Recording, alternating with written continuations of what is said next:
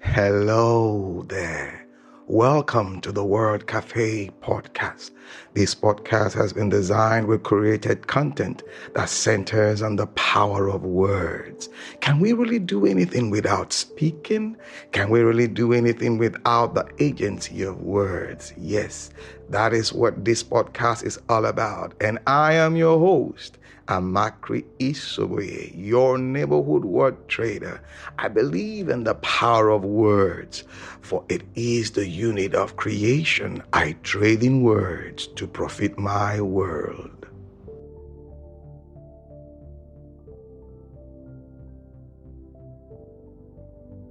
And some things that should not have been forgotten were lost.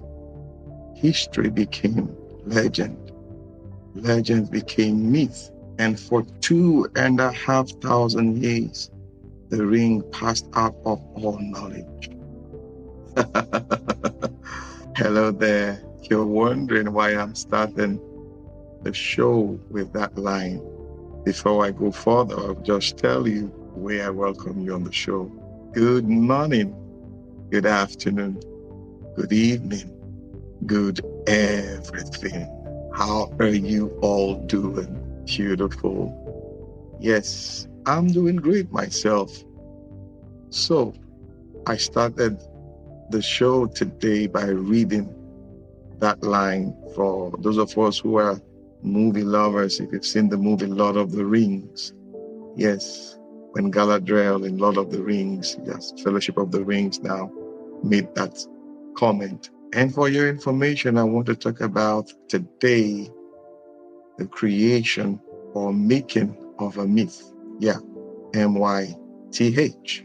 But before we go into the show proper, I have a lot of stories anyway today to tell you along the way as we talk about myth. I want us to first of all look at the word myth, where it all, came from. What's the meaning? Because that is how I love approaching, topics and discussions like this. What does it mean? Yeah. Well, simply put, I just went to check the etymology of the word myth, and you have it directly from modern Latin, mythos, from Greek, mythos. It means speech, thought, word, discourse, conversation, story, saga, tale, basically delivered by word of mouth, a word of unknown origin. Yep. So that is the meaning of myth. And from my observation, I've come to see that so many things we have around us as humans, governing our processes, guiding our processes, all emanates from a story that was told or that we heard, like a law, where you have, we call it folklore. And from one generation to the other, you have this story being told, why this or why that. A little bit of exaggeration here or there, then some creativity. You see us come up with some creative ideas about the story, try to give it our own meaning. So we come to see all of that, be an urban legend or something, but we are creatures that are driven by story. Yep. This story becomes part of our consciousness, becomes part of our awareness, our knowledge, and we transmit this from one generation to the other. And, the story just goes on and on and on and on. And if you try to understand when did all of this start, you might not be able to place a finger on it. So I have some couple of stories to share with you on this. First of all, I'm going to start with this story. Back in the days, back in school, my undergrad now, I did biochemistry in school. So we do a lot of chemical stuff.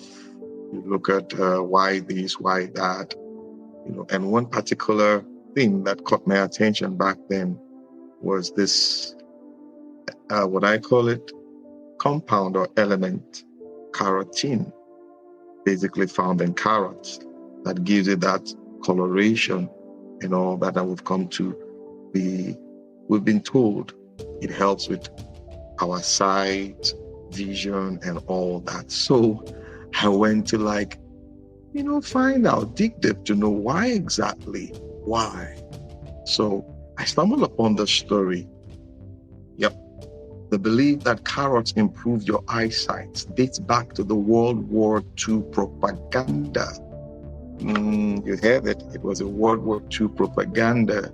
And I'm going to read some excerpts from this so that we come to see. That's the first story we're going to deal with now, building on the creation of myth. So I read.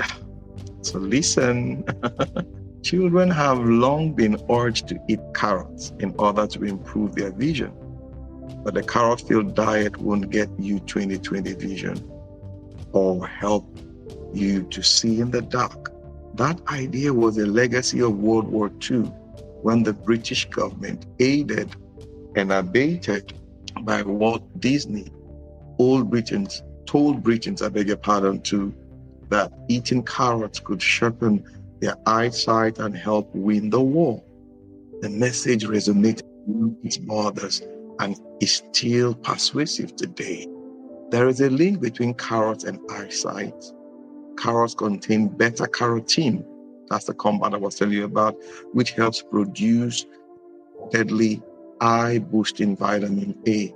However, it doesn't actually sharpen eyesight. What vitamin A can do is cure night blindness, a disorder that makes it difficult to see in low light. Although night blindness is sometimes caused by cataracts, in cases where it is caused by vitamin A deficiency, carrots are one way to save the day.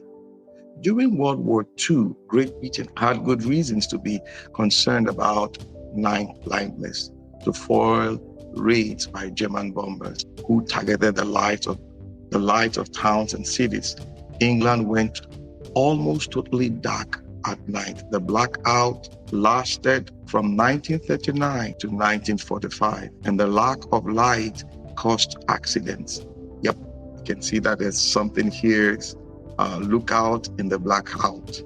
That's a thing before you cross the road, an advert then to help people.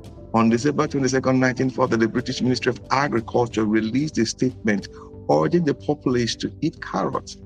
If we included a sufficient quantity of carrots in our diet, the statement read, we should overcome the fairly prevalent malady of blackout blindness. But the government had another motivation in pushing carrots. Great Britain faced food shortage due to wartime rationing, and carrots were plentiful and cheap. This led government agencies to tout them as having eye-strengthening powers as part of widespread campaigns aimed at getting the British public to eat carrots.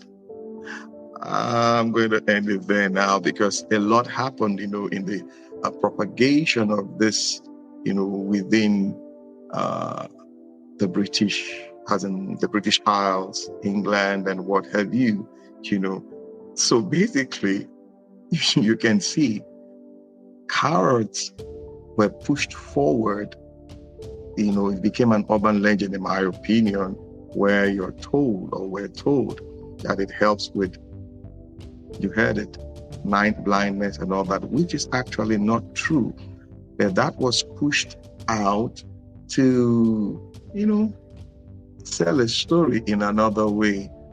They were facing a hunger for food shortage. And that period, carrot was plentiful. So how do we get people to, eat carrots? So we tell them a story. We come up with a story, back it up with some level of logic. And in that desperation, questions were not really asked. And they just gulped it in. Everybody like, yes. And from one generation to the other, this message has been passed. Even when we're doing, as in my undergrad, now biochemistry, when it came to carotene. And we're just like, yes, it improves eyesight and what have you. But Really? So you see how stories are powerful tools in carrying a message from one generation to the other. And a lot of us don't ask questions. We just take it as like, this is what we were told, but we don't ask why, like engage our minds. Okay, the next story is Grandma's Ham. Ham, that is Ham, a story of cultural training. Why did Grandma cut off the ends of the ham? I want you to listen to this. It's very interesting. This is a great story about cultural training, which is when one generation or employee teaches another a process. Another word for cultural training is OJT, meaning on-the-job training, where one person is tasked with passing down knowledge to another person, often in a short time. A husband and his wife were in the kitchen. Yes, that's the story. Were in the kitchen. The husband was sitting, at the kitchen table reading the newspaper while his wife was preparing a ham for dinner.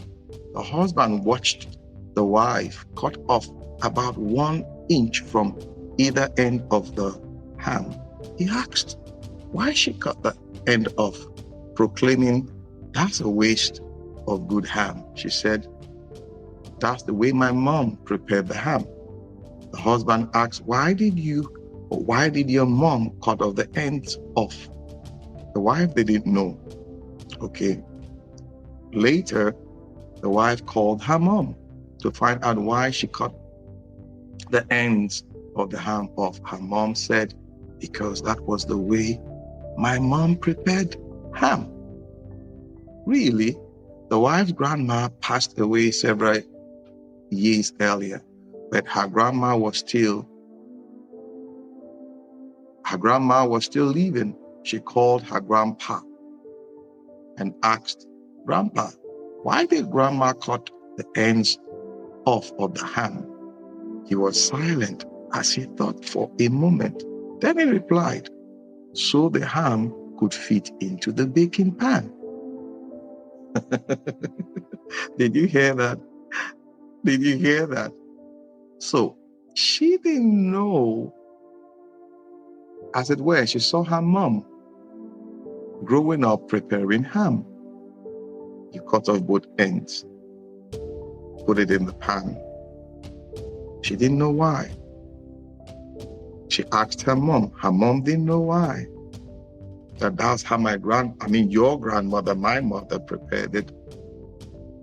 But when she eventually got the answer from her grandpa, that's her grandfather, because they had smaller pans those days. So what her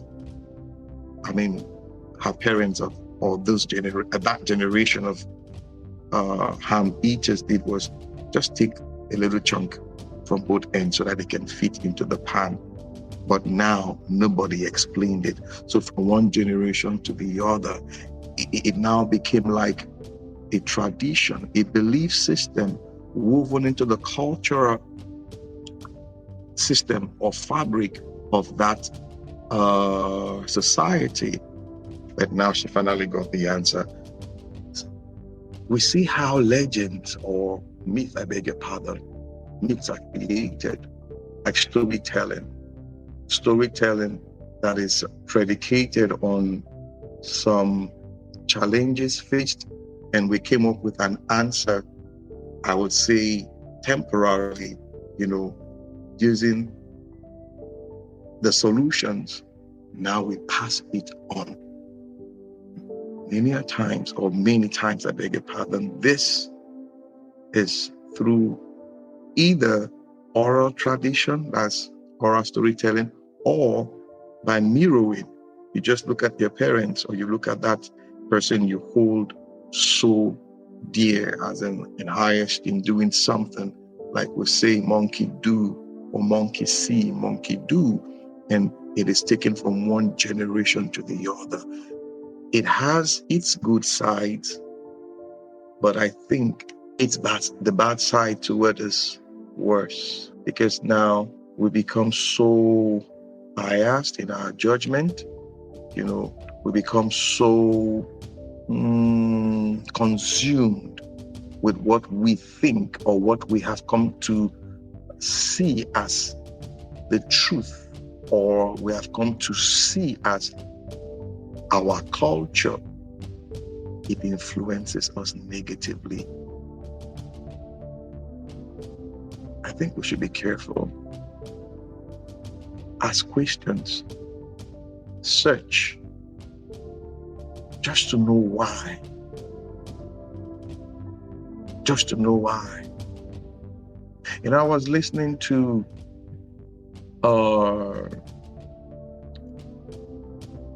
I'm trying to remember her name now. People. I want to believe I got her name correctly. She is a partner with John Maxwell's ministry, if I would use that word, John Maxwell's team. She said something once. I sat on one of her lessons, and she said something that was so mind-boggling to me, but at the same time, very true. A lot of us think we shouldn't ask God questions, like interact with Him, fellowship with Him. The word questioning authority and asking authority questions, they are two different things. Questioning authority as to asking authority questions, they are two different things, in my opinion. You sit with your child, and your child puts a question across to you. It's different from when the child, would I say, stands up in opposition to question your authority. There are two different things. Now you're having a relationship with as in sitting down with your children, and you people are discussing, and he or she says, "Mommy or Daddy, why this? Why do we have to do this?" It's only the child is trying to learn.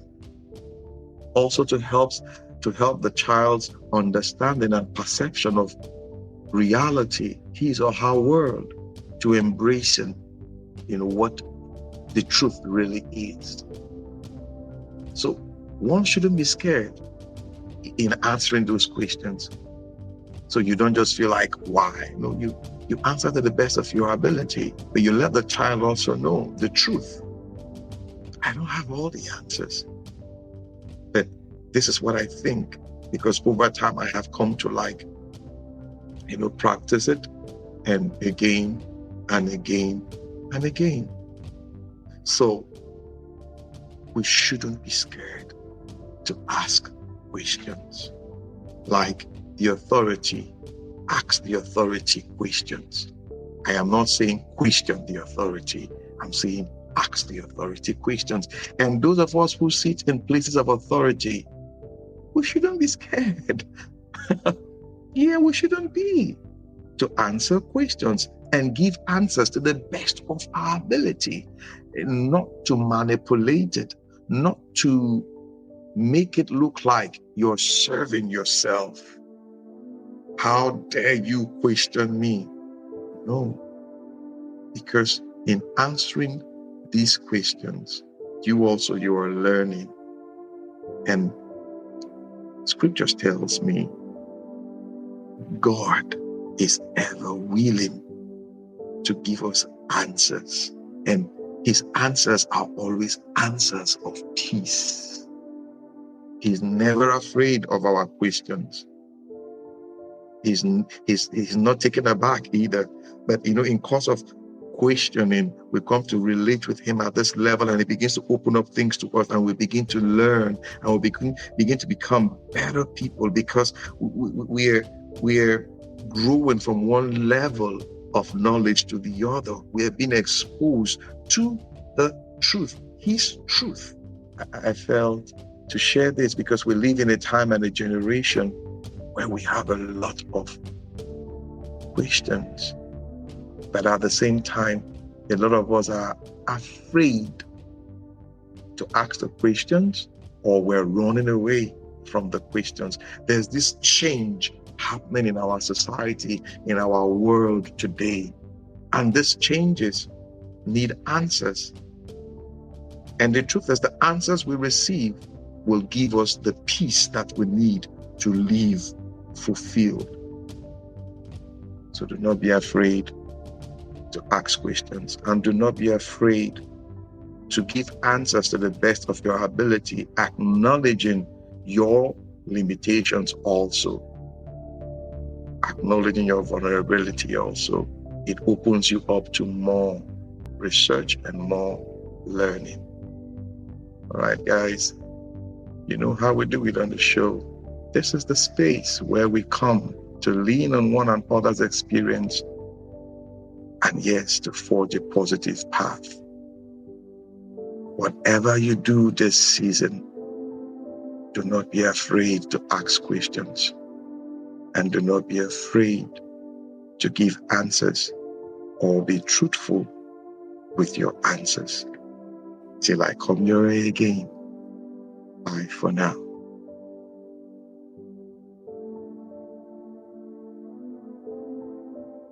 Awesome time it has been with you on the World Cafe podcast today.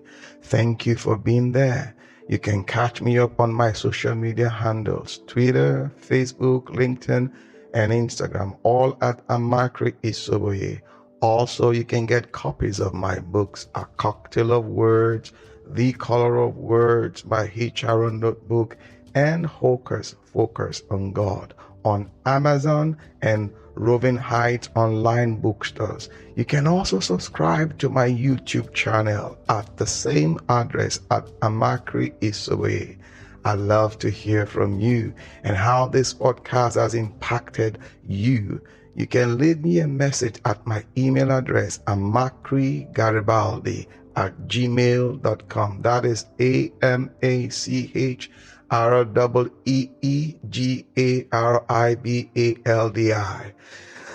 Yes, till I come your way again. Bye for now.